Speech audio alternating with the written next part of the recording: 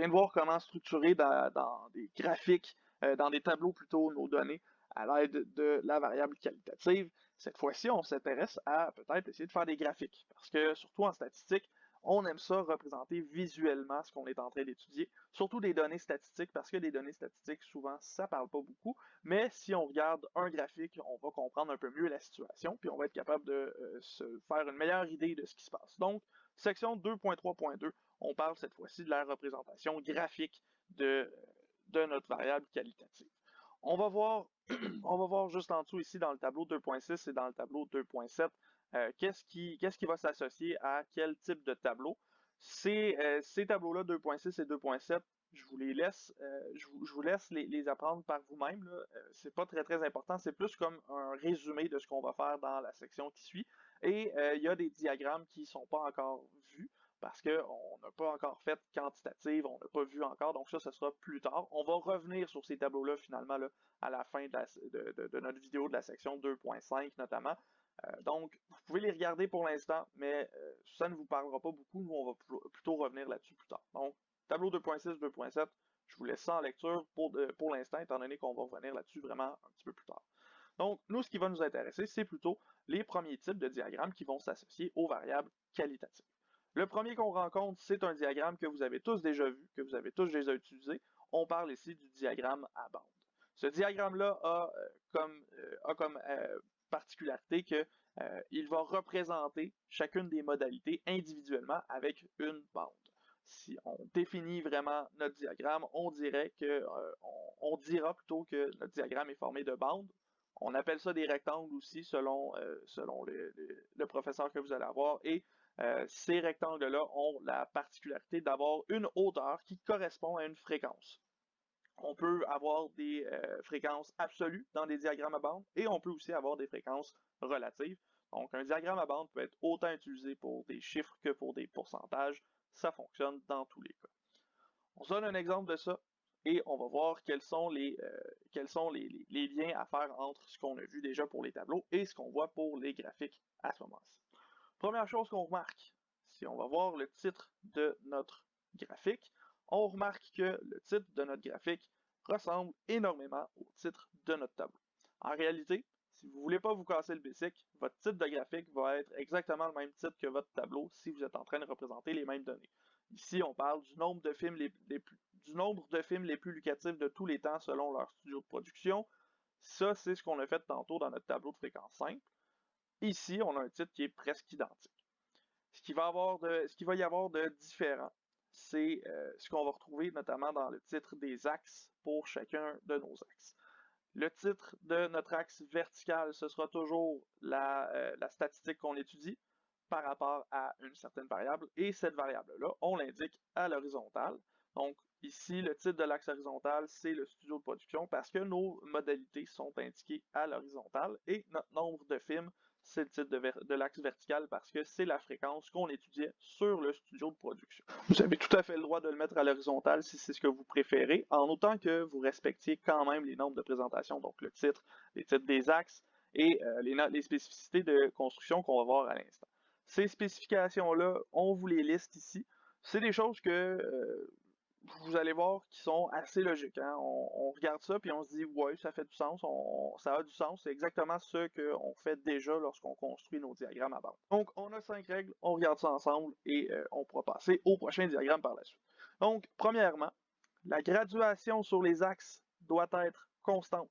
Qu'est-ce qu'on veut dire? Ben, si on revient à notre diagramme ici, vous voyez qu'on fait des bonds équivalents de 2 à chaque nouvelle graduation. 0, 2, 4, 6, 8, et les graduations sont faites avec une même distance entre chaque bond. Normalement, ces diagrammes-là, vous les faites à l'ordinateur avec Excel notamment, ça se fait automatiquement.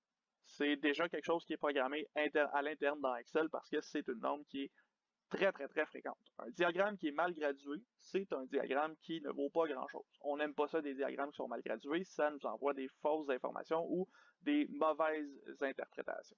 Donc, la graduation, elle doit être constante. Ensuite, on peut couper les axes. Si vous voulez couper les axes parce que vous avez, par exemple, ici, un nombre de films qui commence à quelque chose comme 260, ben, on ne fera pas des bonds de 2 jusqu'à 260.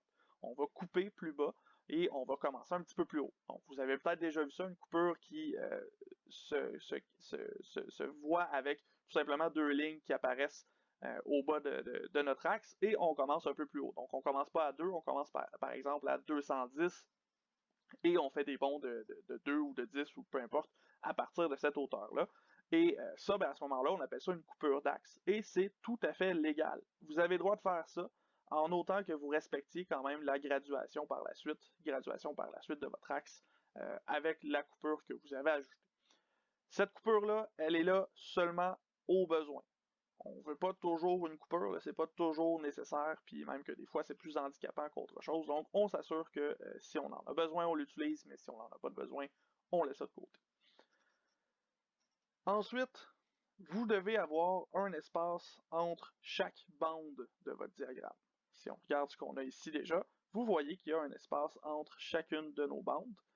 Et cet espace-là a pour but de distinguer chacune de nos variables. On va voir lorsqu'on va faire notamment l'histogramme que lorsqu'on colle des bandes, ça signifie qu'on a une variable qui est quantitative continue. Donc, on veut éviter d'avoir cette représentation-là. Ce qui veut dire qu'on va vraiment séparer les bandes de notre diagramme pour vraiment visualiser chacune des modalités individuelles. Une norme ici qui se fait automatiquement aussi généralement, on veut que nos bandes soient de la même largeur.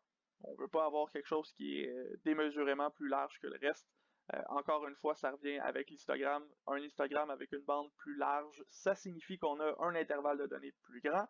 Ici, on parle de données qui sont qualitatives. C'est pas si important que ça, mais c'est juste plus joli. Hein? Ça rend notre diagramme plus uniforme, plus adéquat dans cette situation-ci. Donc, on essaie de s'assurer que nos bandes soient toutes de la même largeur. Encore une fois, si vous faites ça sur Excel, ça le fait automatiquement. Vous n'avez même pas besoin de vous en soucier. Et bon, finalement, dernière spécification, c'est ce que je vous disais tout à l'heure. Hein, on peut le faire à l'horizontale, notre diagramme, c'est pas très grave. Ça fonctionne très bien.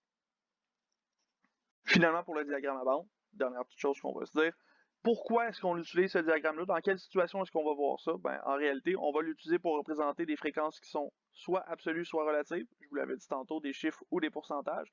Et on va l'utiliser pour représenter des variables qualitatives. On n'utilise pas le diagramme à bande pour des chiffres. On a d'autres diagrammes qui sont très utiles pour ce type de variables-là. Et la variable qualitative, elle se prête très bien à un diagramme à bande, notamment parce qu'on a des valeurs des modalités de variables qui sont des noms, souvent. Donc, on veut associer ça à des bandes plutôt qu'à des chiffres. Donc, c'est plus facile lorsqu'on parle d'une variable qualitative. On va se rendre compte aussi, si on essaie de faire un diagramme à bande sur des fréquences croisées, que ça fonctionne pas vraiment. On a beaucoup de difficultés à représenter des fréquences croisées avec le diagramme à bande.